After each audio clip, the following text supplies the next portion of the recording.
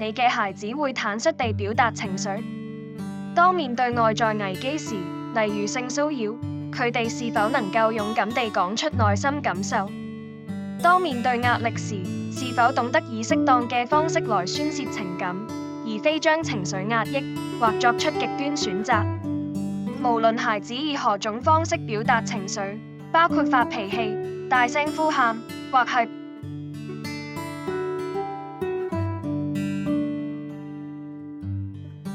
保持沉默，都係佢哋表現內心情感嘅方式。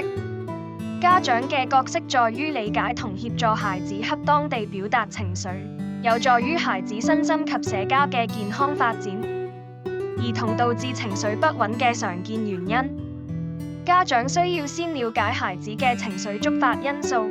情緒問題大多由外在環境引起，而非孩子本身，例如學校壓力、社交問題、家庭變動等，這些都容易造成孩子情緒不穩。同時，家長嘅管教方式亦會影響兒童嘅情緒表達。過於嚴厲或忽視，或許會抑制孩子表達情緒嘅能力。家長支持同理解則有助促進孩子情緒嘅自由流露。兒童表達情緒嘅常見方式，兒童表達情緒分為語言同非語言嘅情緒表達。前者係指用說話表達，以話語直接表示自己嘅感受同情緒；後者係指通過面部表情、身體語言、語氣、行為等非語言方式來表達情緒。家長可以從孩子嘅態度同行為等嘅其他非語言方式看出情緒。有時候兒童或許隱藏情緒，不進行任何語言及行為表示自己嘅情緒。引導孩子通過適當方式來宣洩情緒。在面對孩子情緒時，家長需要對症下藥。家長可以借助故事、影片等工具來幫助孩子找出引發情緒嘅原因，一起討論各種解決方法嘅可行性同適切性。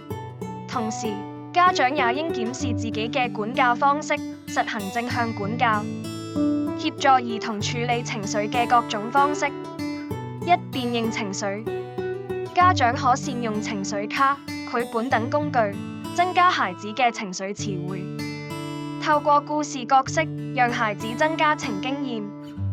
此外，家長要仔細地留意孩子嘅語言同非語言嘅情緒表達，了解孩子當時嘅感受，找出背後嘅訊息同需要。二、表達感受。在言語表達方面，家長應多聆聽孩子嘅想法，以不批判、肯定及接納嘅態度來對待孩子嘅情緒，鼓勵孩子表達情緒。在非言語表達方面，通過藝術同遊戲，例如繪畫、寫作、角色扮演等方式，幫助孩子將情感轉化為創造性嘅表達。三、調整情緒。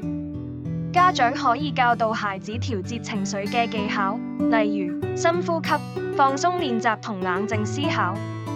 注意，當孩子嘅情緒帶來危險時，家長應立即阻止。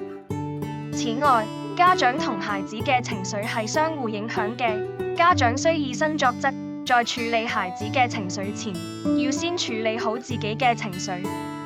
作為家長，需要理解、支持同引導孩子表達情緒，幫助佢哋建立健康嘅情緒表達能力，促進孩子全人發展。